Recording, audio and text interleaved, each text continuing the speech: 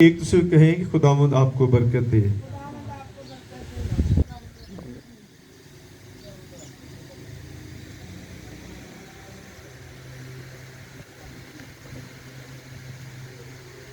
آمین آمین۔ خداوند کے جلال کے لیے، اس کے پاک روح کے لیے تالیاں بجاتے ہیں اور خداوند کی شکر گزاری کرتے ہیں۔ خدا نے ایک بار پھر ہمیں اپنی بارگاہوں میں آنے کا فضل دیا ہے، گو کہ ہم ان سے اچھے نہیں ہیں، ان سے بہتر بھی نہیں ہیں جن کو خدا تعالیٰ نے اپنے پاس بلا لیا ہے۔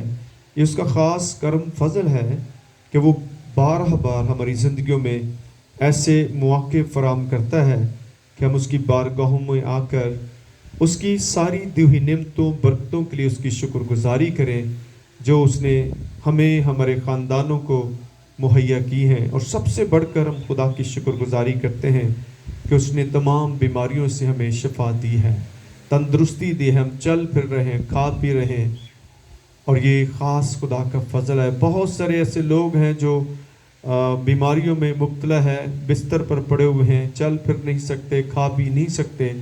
تو میرے عزیزو، کلام مقدس میں ہم جب پڑھتے ہیں تو خدا کا کلام یہ بیان کرتا ہے ہمیں اس کی کسی نعمت کو فراموش نہیں کرنا۔ اگر جب آپ اپنی طرف دیکھتے ہیں تو آپ کو لاتعداد خدا کی برکات اپنی زندگی میں نظر آتی ہیں، اور ہمیں ہمیشہ خدا کے دیے ہوئے پر غور کرنا ہے، کیونکہ اگر ہم ایسا نہیں کریں گے تو ہم خدا کی شکر گزاری نہیں کر سکتے۔ جس خدا نے آپ کو اتنے سالوں سے، یعنی آپ کی ماں کے پیٹ سے لے کر اب تک خدا نے سنبھالا ہے، آپ کو ہر چیز دی ہے، اولاد دی ہے، آپ کو اولاد کی خوشیاں دے رہا ہے، تو آگے بھی اسی نے آپ کو سنبھالنا ہے۔ آمین۔ تو میرے عزیزو، ہم خداوند کی شکر گزاری کریں گے۔ آج کے زندہ کلام کو ہم کلام مقدس میں سے پڑھتے ہیں، زبور 63 اور اس کی 6 اور 7 آیت پر ہم آج صبح غور کریں گے۔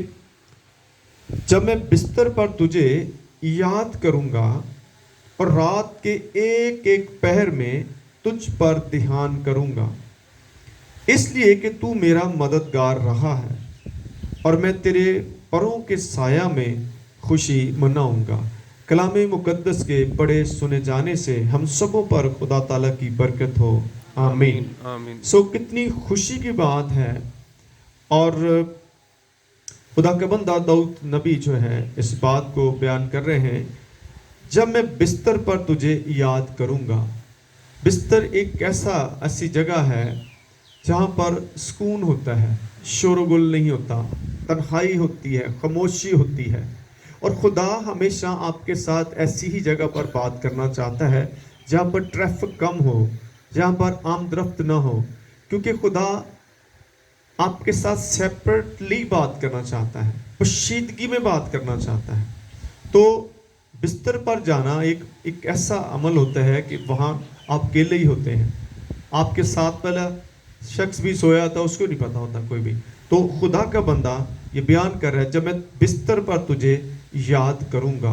تو میرے عزیزو، خدا کو جو یاد رکھتے ہیں خدا انہیں یاد رکھتا ہے، جو خدا کو بھول جاتے ہیں وہ اپنا نقصان اٹھاتے ہیں۔ خدا کو کبھی نہ بھولیں، کیونکہ وہی ذات ہے جو آپ کو ہر حالات میں سنبھالتی ہے، وہی ذات ہے، ذات اقدس ہے جو آپ کو کبھی بھی دھوکہ نہیں دے گی، کبھی بھی آپ کو چھوڑے گی نہیں۔ آپ کے کتنے بھی عزیز دوست، بہن بھائی، رشتہ دار ہوں، ایک وقت آتا ہے وہ آپ کو چھوڑ جاتے ہیں، لیکن خدا کے وعدے سچے ہیں۔ اس نے فرمایا کہ دنیا کے آخر تک ہمیشہ میں تمہارے ساتھ رہوں گا، میں تو تجھ سے کبھی دستبردار نہیں ہوں گا۔ آمین۔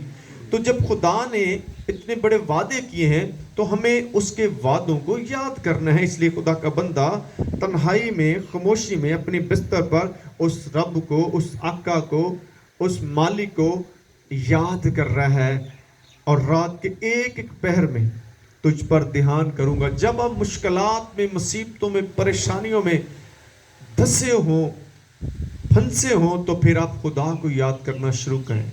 زبور 50 اس کی 15 آیت میں خدا نے فرمایا ہے، اور مصیبت کے وقت مجھ سے فریاد کر، میں تجھے چھڑاؤں گا اور تو میری تمجید کرے گا۔ تو میرے عزیزو، خدا چاہتا ہے کہ ہم ہر پل، ہر لمحہ اس کے ساتھ رابطے میں رہیں، جتنا رابطہ آپ کا خدا کے ساتھ مضبوط ہوگا آپ اتنا ایک فتح مند زندگی بھی گزاریں گے. آمین. تو رات کے ایک ایک پہر میں تجھ پر دھیان کروں گا. یعنی وہ اپنی توجہ کا مرکز ہے خدا کی ذات کو بنانا چاہتا ہے. آج ہمیں بھی اپنے مسائل کی طرف نہیں دیکھنا, حالات کی طرف نہیں دیکھنا, گورنمنٹ کی طرف نہیں دیکھنا, طوفانوں کی طرف نہیں دیکھنا, بیماریوں کی طرف نہیں دیکھنا. آپ کو خدا کی طرف دھیان کرنا ہے. یشوع کی کتاب میں کیا لکھا ہے؟ تیرا دھیان دن اور رات اس شریعت کی کتاب پر لگا رہے, نہ دائیں مڑ نہ بائیں مڑ. آمین. تو جب ہماری توجہ کا مرکز خدا کا کلام اور خدا ہوگا تو پھر ہمیں کوئی گرا نہیں سکتا. خدا نے یشوع کو کہا تیری عمر بھر تیرے سامنے کوئی کھڑا نہ ہوگا, تیرا کوئی مقابلہ نہیں کر سکا, کیونکہ جب خدا آپ کے ساتھ ہوتا ہے تو آپ پانیوں میں بھی ہوں, آپ بیابان میں بھی ہوں, آپ جنگلوں میں بھی ہوں, وہ آپ کے ساتھ ہوتا ہے. جیسے خدا 40 سال قوم بنی اسرائیل کے ساتھ بیابانوں میں ان کے ساتھ رہا, اور خدا نے اپنی اس محبت کو اور اپنی وفاداری کو ان کے ساتھ رکھا. جب وہ دن کو سفر کرتے تھے تو خدا بادل کا ستون بن کر کے ان کے ساتھ رہتا تھا تاکہ میرے لوگوں کو گرمی نہ لگے. آمین. خدا کو اتنی آپ کی فکر ہے, وہ آپ کو گرمی میں بھی اپنی پناہ میں رکھتا ہے تاکہ آپ کسی طرح سے آپ کو پریشانی نہ ہو. پھر رات کو جب تاریکی ہوتی ہے, اور جنگلوں میں رہتے تھے, جنگلوں میں پھر رہے تھے, بہت سارے خونخوار جانور بھی ہوں گے, کاٹنے والے بھی ہوں گے, لیکن خدا رات کو آگ کا ستون بن جاتا تھا تاکہ کوئی چیز آپ کو ٹچ نہ کرے, کوئی چیز آپ کو کاٹ نہ سکے. اتنا خدا آپ سے پیار کرتا ہے. آمین. تو آپ کو اس سے بھی زیادہ بڑھ کر خدا سے پیار کرنا ہے. کوئی بھی اس لائق نہیں ہے, صرف خدا اس لائق ہے کہ آپ اس سے پیار کریں.